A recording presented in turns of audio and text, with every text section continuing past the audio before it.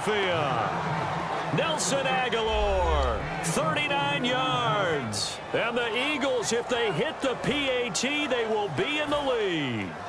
I know these wide receivers are about flash and dash and high-flying plays, but a good number of them played running back at some point in their career, and that's how they finish off a lot of their big plays, run after the catch. And this time he finishes off the big play in the end zone. Those are the kind of drives they like on offense, from the coordinator to the quarterback, the line, everybody. One-play drive and into the end zone for 6.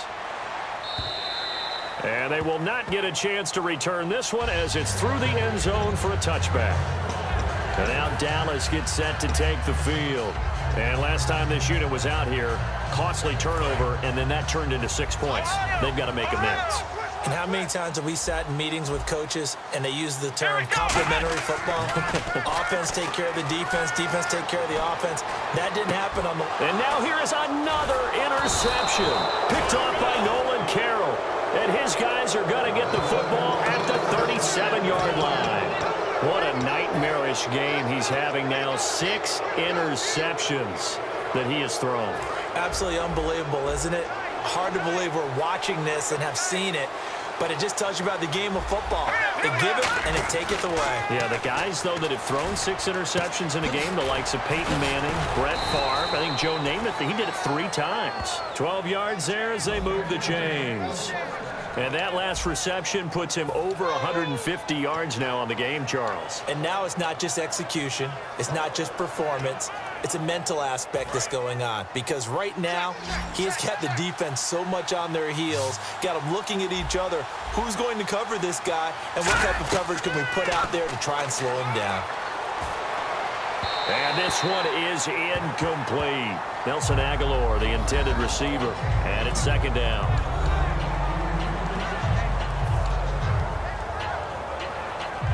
Second down following the incompletion.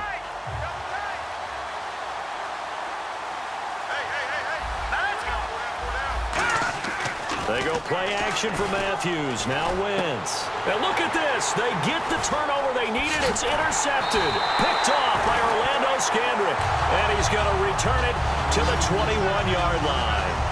A critical error there in a tight game of the 4th.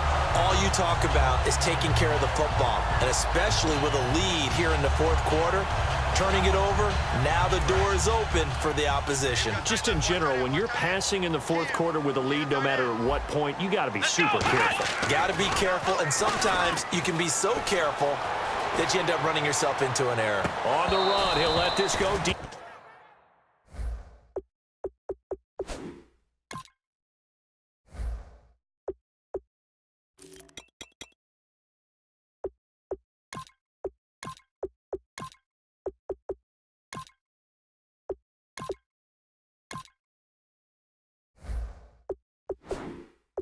Deep right side. We know it's not an easy job to go out and catch passes when people are trying to tackle you and knock the ball away, but the bottom line is that's a pass he's got to have and a pass he should have caught. So incomplete on first. Let's see what 2nd down has in store. Let's go! On 2nd down, Prescott again, rolling to his right. And he takes a shot on the release as this will be incomplete. Bryce Butler, the intended receiver, and it's 3rd down. Well, that plays a statistic that's going to go on the defensive team stat sheet. Won't necessarily reflect in ours, right, the overall game sheet. But you and I know that they keep count on pressures, hits on quarterbacks, all those things, hoping to increase that throughout the game. And here we are in the 4th. And now a fumble. The ball's out, and the Eagles have recovered. It gained really good yardage, but that's what you tell your quarterbacks, right? Get down after you've got the run.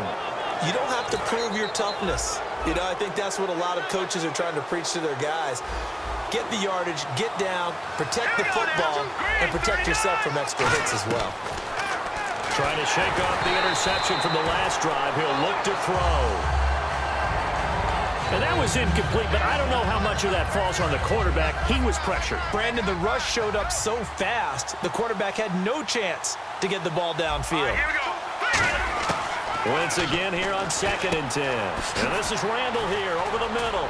And he's taken down, but not before reaching the 10-yard line. A good pickup there, 26 yards. They like going to him in the slot. He catches another one. I think this comes under the heading of until they stop him, why not go back to him? He has something going really well. Great working relationship with the guy throwing the ball, and they keep making the connection.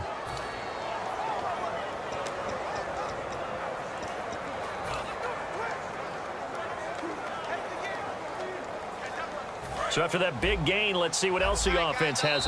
And now a timeout called by the Cowboys defense. It's just their first. They'll be down to 2 remaining as we step aside here in the 4th quarter.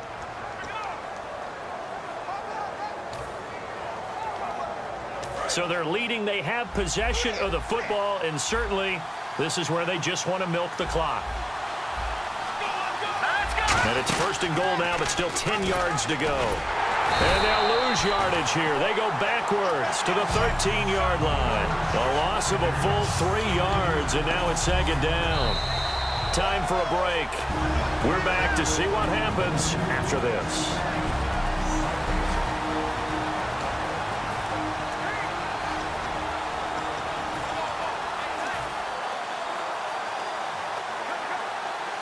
So it's Eagle football here as we get you reset. They've got it 2nd and goal now as they look for that final dagger. Wentz to throw on 2nd down. That's complete right around the 8. And he'll take it into the end zone for an Eagles touchdown. Reuben Randall from 13 yards out. And the Eagles add 6 to their lead. As a former DB, you might not like to see that, but from a wide receiver's perspective, those are the plays they dream of. Correct on both counts, all right? Because once he took off, I mean, let's face it, that should have been done in Big Sky country. Aren't any speed limits out there? And off he went. Glad I wasn't the one trying to chase him. Now after the touchdown, it's Sturgis to send it away. And this will be a touchback as that sails over the end line. The Cowboys offense heading back out and ready to go again. And they had the fumble last time that led to a touchdown. That's a no-no. We'll see what they do here this go-around. A big no-no. Put that in capital letters. Turning it over, the other team takes it down and scores. That can be a deflator for a football team. Now it's up to the offense to get back out on the field and pick things up. Well, they're out there.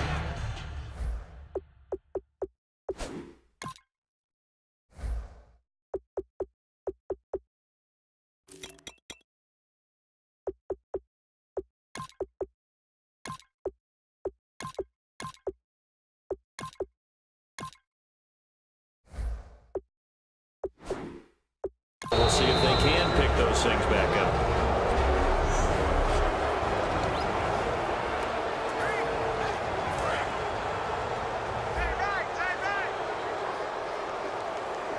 Bryant, the lone receiver, left. Back to throw. They'll roll him out right. He's going to let it fly. And, oh, a crusher there as it's intercepted. Picked off by Rodney McLeod. And he will bring this all the way back out to midfield. And give him now 4 interceptions in this game. That's only the 3rd time this has been done since the year 2000. I think that tells you how much better teams have gotten at throwing the football.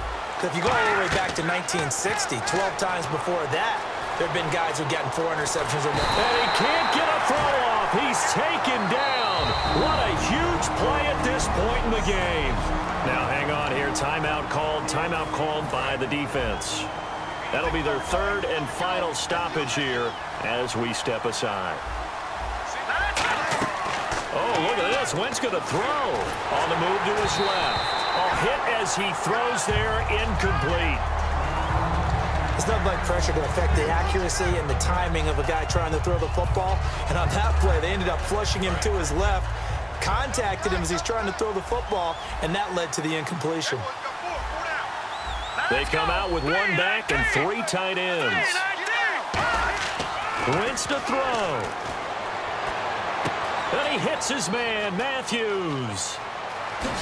Touchdown, Philadelphia. Jordan Matthews, 52 yards. Bills add on to their lead. Well, it'd be real easy to say that they are firmly in control right now, but I'm looking at your face and I'm thinking I've got to be careful with that. Well, it's a two-score game. You're inside of 2 minutes. I think you can breathe relatively easily now. Yeah, you can, but still, you got to stay vigilant. Can't give up anything cheap and easy. That could put you in some jeopardy. Now, after the touchdown, it's Sturgis to send it away.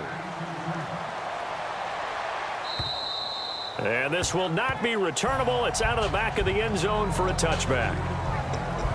And out now come the Cowboys. And following the interception, just any interception, are you a little bit more cautious when you start that next drive, or no, you just throw that out the window? I think you are. I don't think that there's any way you can run back out there and go, totally didn't affect me. Let's just go ahead and be loose with the football again. You're going to take care of it, but you have to be careful about being too cautious because now you can't run any offense at all. Still want to attack. We'll see how they attack them here.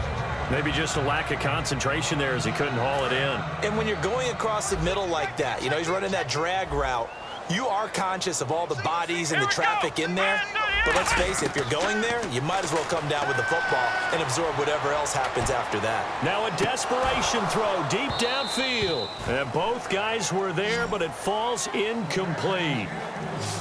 I guess they figure with a guy who is that hot downfield, who knows how to get the ball into the end zone, you throw it up and give him every opportunity, even though that one fell incomplete. Yeah, he's already been in the end zone multiple times, tried to target him again deep there, but unsuccessful. On third down, it's Prescott sliding out of the pocket. He's going to let it fly, and he knocks the ball away, and it falls incomplete. There's no shyness there pushing the ball downfield, but I like the coverage on the play in good position. And when you have a 50-50 ball, who's going to come down with it? I like the way they made the play, came across, and knocked it away. All right, they're going to try and keep hope alive here on fourth down. They're going for it. Desperation time. Prescott on fourth. He completes it to Bryant. The 30. And he takes this one into the end zone, and all of a sudden, here in the final minute, things get a little bit tighter. And there's the touchdown that they needed, so they'll celebrate, but the guys on the sidelines, they've got to stay focused. The onside kick team, they need them to get the ball back. Yeah, part one of the equation done. Now they need to convert and get that onside kick.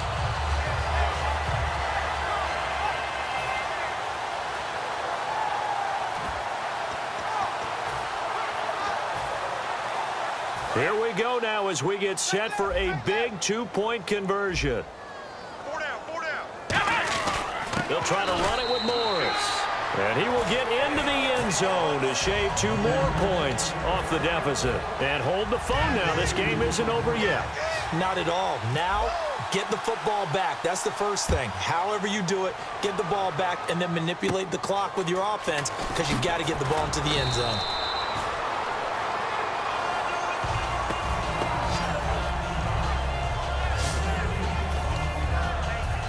Philadelphia getting set to take the field. They have the lead, obviously, late in the game. I guess the good news for them is if for some reason they would make a mistake, a field goal does the opposition no good. Everyone loves to have a little bit of a cushion, and that helps you immeasurably. But the bottom line is, do all the things that you're taught in order to close out the game. Don't even let that become an issue. Yeah, but still a one-possession game. This one not fully over yet. Great play there off the end. Question, Charles, in a 4-3, you hear about the D tackles a lot. What's the role of the ends? What they want to do is control the edges of the defense. And you always hear about an offense talking about setting the edge in the running game. Well, the defense wants to do exactly the same thing. And the defensive end, often against an offensive tackle, sometimes a tight end, they can't let themselves get hooked and let a running back get outside.